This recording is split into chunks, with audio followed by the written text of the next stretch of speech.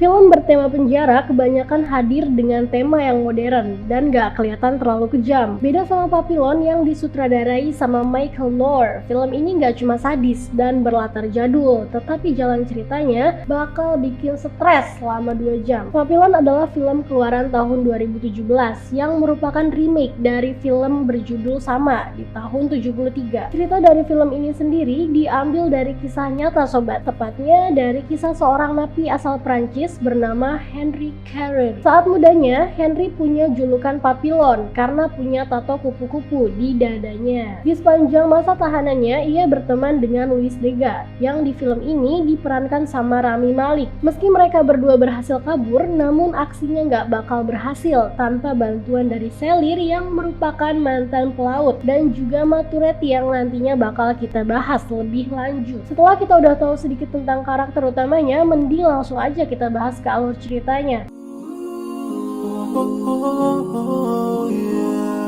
Awalnya kita bakal dibawa ke kota Paris pada tahun 1931. Di sini Henry masih tampil rapi dengan jas setelah berhasil membobol berangkas berisi berlian. Dan usut punya usut, dia ternyata adalah seorang anggota gangster yang punya bos bernama John Castelli dan pacarnya bernama Nanette.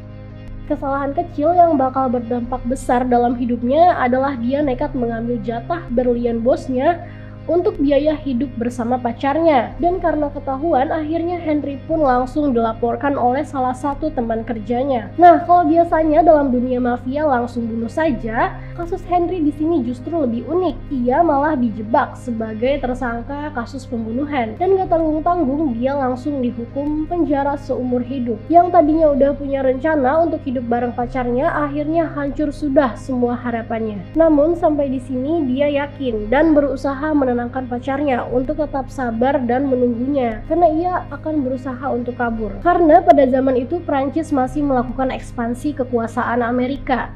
Maka para tahanan yang ada di Prancis bakal diasingkan ke pulau terpencil dan juga menjadi pekerja di sana selama masa hukuman mereka. Setelah beres hukuman, mereka bakal dikirim ke Amerika dan itu berarti juga mereka sudah tidak diakui lagi oleh Prancis. Selama pemindahan dari Prancis ke pulau, Papi bertemu teman baru, Julot, yang punya niat sama untuk kabur. Dan di kapal itu juga bertemu dengan Louis Degas dan mulai menawarkan perlindungan kepada Louis Degas. Dengan timbal balik, dia harus membiayai rencana kaburnya dari penjara. Perlu kalian tahu sobat, kalau Louis Degas ini orang kaya yang mendapatkan uang dari hasil menjual surat-surat palsu. Louis awalnya menolak tawaran Papi karena dia yakin bakal aman-aman saja sampai nanti istrinya mengajukan banding dan juga bebas. Namun setelah ia melihat tahanan kaya lainnya dibunuh, Degas pun langsung berubah pikiran dan setuju dengan penawaran Papi. Sesampainya di pulau, Julot berencana untuk kabur sendiri dengan berpura-pura terkena cedera di kakinya, dengan harapan dia bisa lari setelah ada penjaga yang mengobatinya. Penjara ini terletak di pulau terpencil dan punya penjagaan yang super ketat. Selain itu, kepala sipir yang ada di sini juga punya aturan yang super ketat.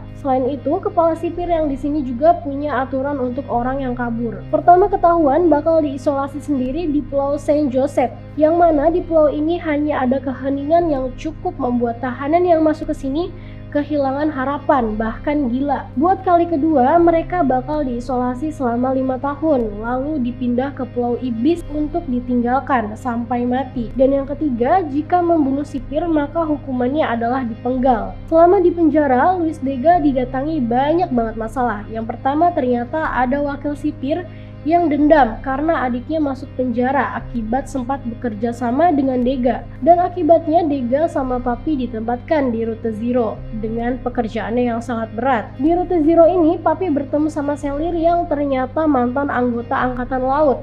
Mereka pun mulai berbicara tentang rencana pelarian dengan memanfaatkan perahu yang bisa mereka dapatkan dari seseorang pelaut yang baru saja membawa wanita penghibur ke pulau tersebut. Mereka pun akhirnya deal dengan bayaran yang harus dibayar mahal. Gak cuma dari sipir, Louis juga incaran orang-orang yang ingin merebut duit bawaannya. Dan untungnya Papi cukup kuat melindungi Louis. Ya, meski harus babak belur juga, dari dua orang tadi kita bakal balik lagi ke tokoh Julot yang sempat berencana kabur tadi. Siasat mencederai kakinya sendiri emang berhasil, tapi setelah beberapa hari ia ditangkap oleh para sipir. Mungkin hidupnya masih aman kalau tidak membunuh orang. Namun nyatanya ia membunuh salah satu sipir yang secara langsung melanggar aturan terakhir dari kepala sipir. Sesuai aturannya, Julot pun akhirnya dipenggal kepalanya di depan para napi, termasuk Papi dan juga Louis. Setelah Julot meninggal, kepala sipir pun langsung menunjuk Papi dan Louis untuk membuang mayatnya. Di tengah perjalanan, Louis mulai merasa trauma dengan semua yang terjadi. Salah satu sipir yang melihat hal ini nggak terima dan langsung mencambuknya. Papi yang melihat hal ini nggak tinggal diam dan langsung membuat sipir tersebut pingsan dengan batu. Dan tentu saja hal ini bikin heboh satu pulau.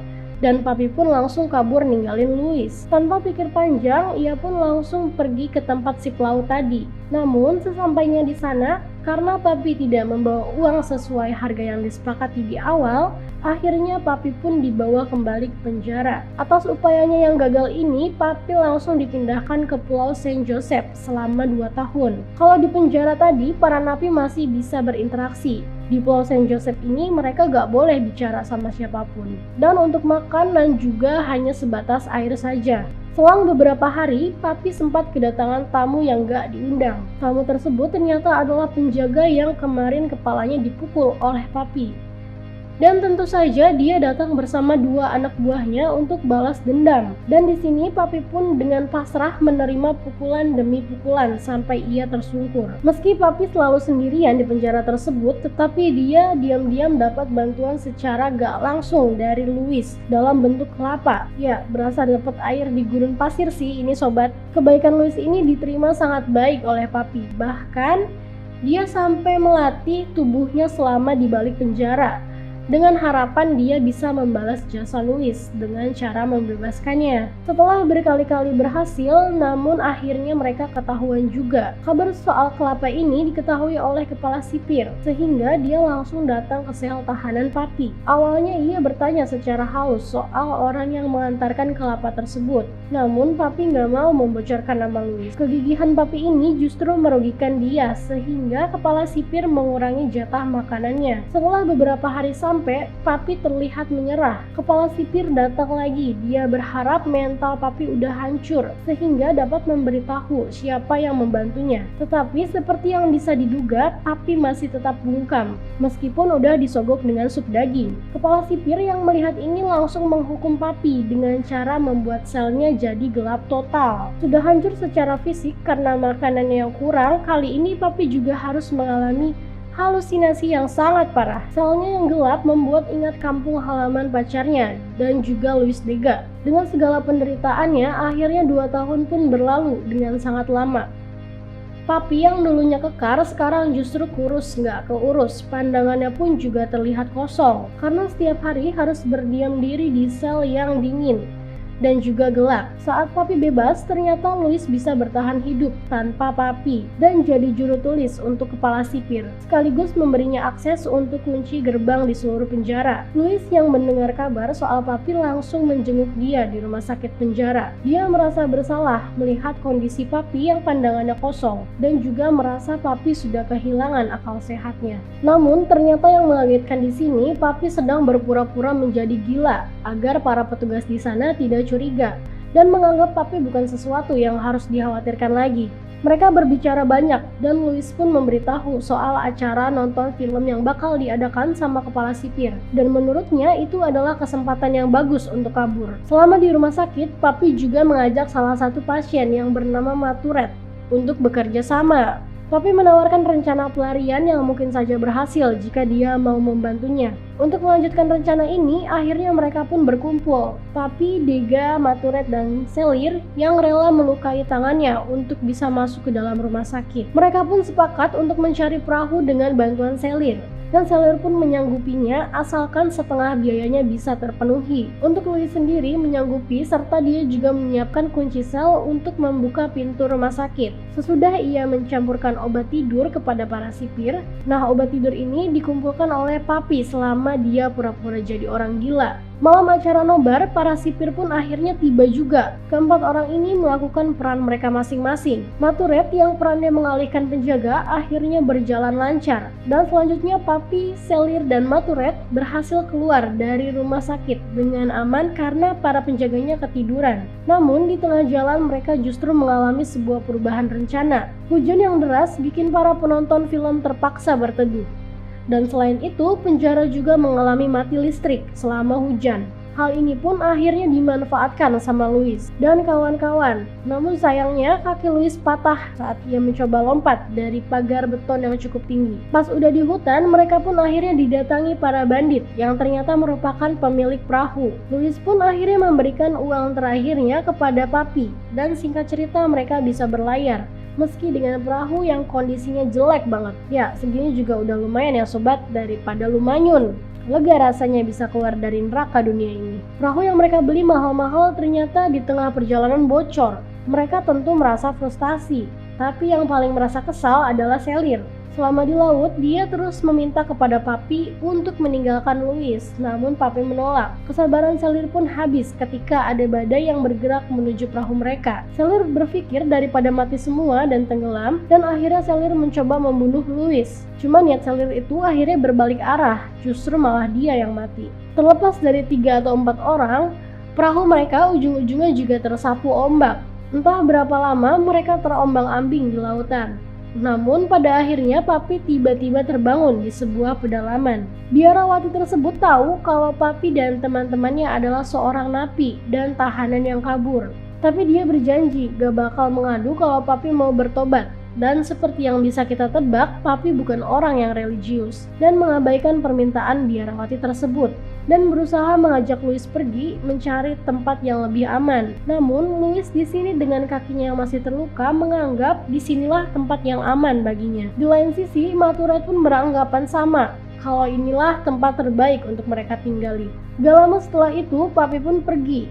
Dan di perjalanan, tiba-tiba Papi melihat ada mobil patroli yang bergerak menuju Louis dan Maturet. Cuma karena Papi masih peduli sama Louis, dia pun langsung lari ke tempat Louis. Sayang banget usaha Papi di sini untuk memperingatkan mereka terlambat dan Maturet pun keburu mati ditembak. Alhasil mereka kembali ke penjara dengan menjalani strike kedua mereka, yaitu ditaruh di Pulau Saint Joseph selama 5 tahun dan juga langsung dikirim ke Pulau Iblis. Di titik ini keadaan Papi udah gak karuan banget. Rambutnya udah cenderung putih dan mukanya lusuh banget.